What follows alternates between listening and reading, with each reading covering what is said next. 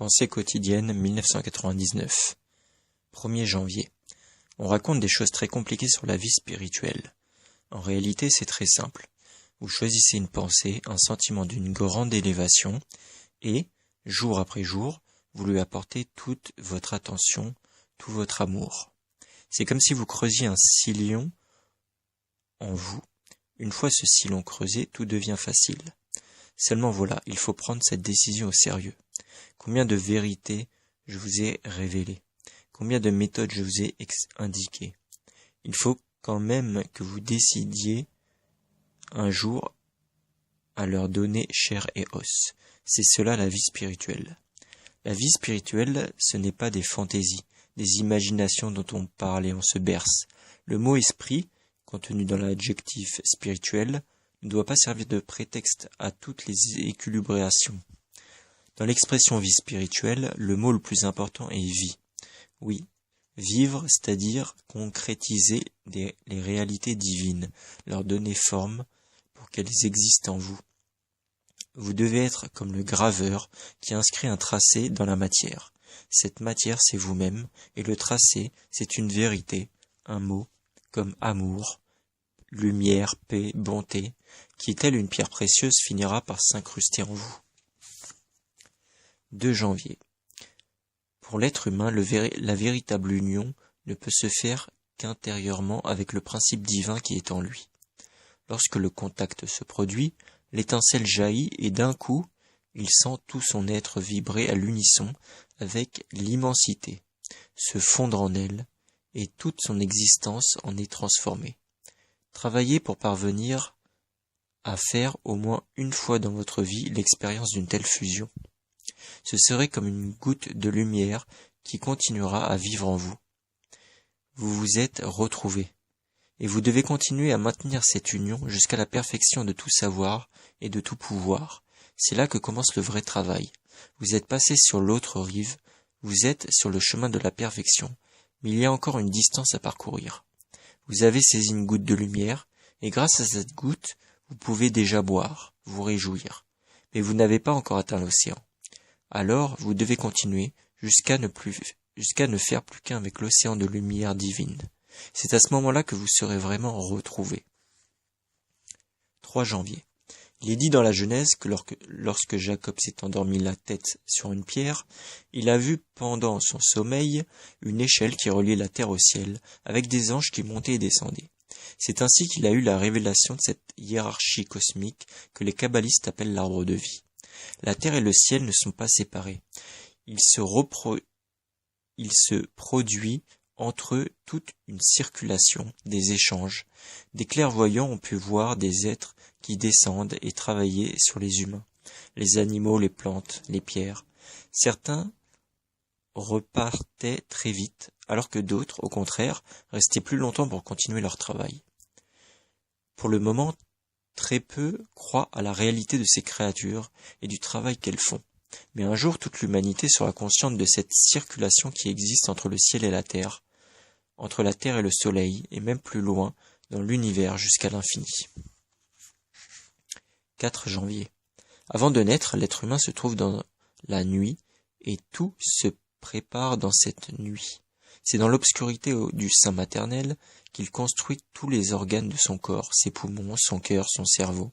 Si cette construction ne s'effectue pas dans de bonnes conditions, toute sa vie à venir sera compromise. Car le jour, c'est-à-dire la vie terrestre, dépend de cette nuit, la gestation. Toute manifestation peut être comparée au dévidage d'une pelote formée par des fils de couleurs différentes. La manifestation représente le déroulement des fils, mais les fils ne peuvent être que ceux qui ont déjà été enroulés. Ainsi, si vous n'avez pas rien préparé dans votre tête à l'aide de la sagesse, n'espérez pas tirer la sagesse de votre cervelle. Tout ce que l'on veut manifester doit avoir été préparé longtemps à l'avance. Ne vous y trompez pas. Sans avoir longuement travaillé dans la nuit, dans le monde invisible, on ne produit rien de véritablement achevé dans le monde visible. 5 janvier. Chaque jour, nous avons l'occasion de saluer de nombreuses personnes.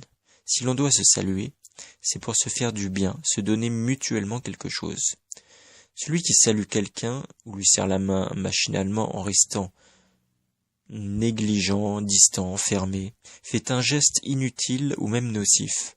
Alors n'est-il pas préférable d'être plus conscient, plus vigilant, en sachant qu'un salut peut être un geste formidablement significatif et opéré par lequel on encourage, on console, on vivifie les créatures en leur donnant beaucoup d'amour. Il ne faut pas qu'un salut soit une véritable communication, qu'il soit puissant, harmonieux. Il faut qu'un salut soit une véritable communication, qu'il soit puissant, harmonieux, vivant. 6 janvier.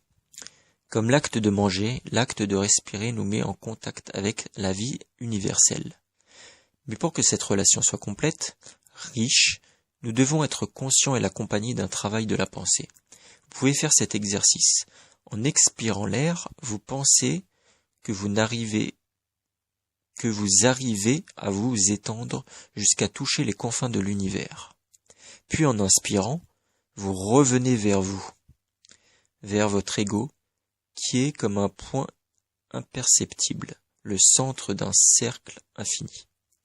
De nouveau, vous vous dilatez, de nouveau, vous vous ramenez à un point. Vous découvrez ainsi ce mouvement de flux et reflux, qui est la clé de tous les rythmes de l'univers. En tâchant de rendre ce mouvement conscient en vous-même, vous entrez dans l'harmonie cosmique, et il se fait un échange entre l'univers et vous, car en inspirant, vous recevez des éléments de l'espace, et en expirant, vous projetez en retour quelque chose de votre cœur et de votre âme. Celui qui sait s'harmoniser avec la respiration cosmique entre dans la conscience divine. 7 janvier. La science initiatique enseigne que l'entité que nous nommons Dieu est masculine et féminine, le Père céleste et la Mère divine. Et de même, l'être humain, créé à l'image de Dieu, est polarisé en masculin et féminin. En s'incarnant, il quitte nécessairement son Père et sa Mère céleste. Mais, même s'il est obligé de les quitter, il ne doit pas couper le lien qui l'unit à eux. Son père et sa mère ne l'ont pas laissé partir comme ça, seul et démuni. Ils lui ont donné les moyens de rester en communication avec eux. Et ces moyens sont l'âme féminine et l'esprit masculin. Oui, mais l'âme et l'esprit sont des entités vivantes, non des choses inertes comme une corde ou une chaîne. Et pour rester relié au Père céleste et à la Mère divine, l'être humain a un travail à faire avec la sagesse, principe masculin, et l'amour, principe féminin. Car ce sont les deux attributs de Dieu d'où découlent tous les autres. Et comme l'attraction ne se fait qu'entre pôles opposés, l'âme doit se relier au Père céleste en travaillant avec la sagesse et l'esprit se lier à la Mère divine en travaillant avec l'amour. Notre esprit doit donc garder le contact avec la Mère par l'amour et notre âme doit garder le lien avec le Père par la sagesse. 8 janvier. Tous les êtres des différents royaumes de la nature sont liés entre eux. Que nous en ayons conscience ou non. Les êtres qui sont au-dessus de nous, comme ceux qui sont en dessous de nous, sont liés à nous. Il existe une hiérarchie vivante dans la nature, et c'est grâce à elle, grâce au lien qui nous unit à tous les êtres supérieurs, que nous avons la possibilité de nous élever. Mais nous sommes aussi liés à tous les êtres en dessous de nous, les animaux, les plantes, les pierres, et ce lien est extrêmement puissant. Si nos pensées, nos sentiments et nos actes sont honnêtes et purs, nous recevons du ciel des forces bénéfiques qui se déversent en nous à travers cette chaîne vivante et ininterrompue des créatures. Mais ces courants divins ne s'arrêtent pas à nous. Ils nous traversent et descendent jusqu'aux créatures situées au-dessous de nous et également liées à nous dans les règnes animal, végétal et minéral. C'est ainsi que chaque état harmonieux que nous sommes en train de vivre influe bénéfiquement non seulement les humains autour de nous, mais tous ses frères et sœurs, ainsi que pour tous les animaux, les plantes et les pierres. 9 janvier. L'être humain a reçu du Créateur cette mission grandiose de transformer, de sublimer la matière de la création. Tout ce qu'il mange, tout ce qu'il respire, tout ce qu'il touche, il doit l'améliorer, l'embellir. Voilà notre tâche. Faire passer la matière à travers nous afin de la faire ressortir divine. Tant que nous ne comprenons pas cela, notre existence n'a pas de sens véritable. Nous avons la tâche de tout spiritualiser, de tout diviniser, et si nous y parvenons, nous sommes reconnus, appréciés, choisis par les esprits lumineux qui s'arrêtent près de nous parce que nous avons compris le sens de la vie. Quand nous faisons des efforts pour nous dépasser, pour nous surpasser, pour créer quelque chose qui est plus que nous-mêmes, nous imprimons à la matière le sceau de l'esprit. Et c'est ainsi que nous remplissons notre tâche de fils de Dieu. 10 janvier. Il est important d'apprendre à travailler avec l'arbre séphirotique. Mais pour en tirer de grands éclaircissements, il faut aborder ces connaissances avec beaucoup d'humilité.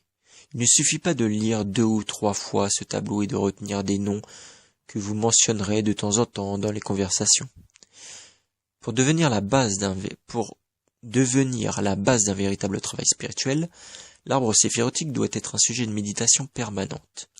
Essayez d'assimiler lentement ces notions, de les digérer. Oui, de les digérer. Ne soyez pas étonnés de m'entendre employer des termes qui appartiennent au domaine de la nutrition. Cette méditation sur l'arbre séphirotique, justement, peut être comparée à la nutrition. Chaque jour, on mange pour se maintenir en santé. Parmi un grand nombre d'aliments, on en choisit quelques-uns, et ce ne sont pas les mêmes d'un jour à l'autre. Dans l'arbre séphirotique, vous découvrirez aussi une immense variété de nourriture, car il est le reflet de l'univers. La religion et la philosophie y sont représentées, bien sûr, ainsi que la morale, la vraie, mais aussi les sciences et les arts. À vous d'apprendre à vous en nourrir tous les jours.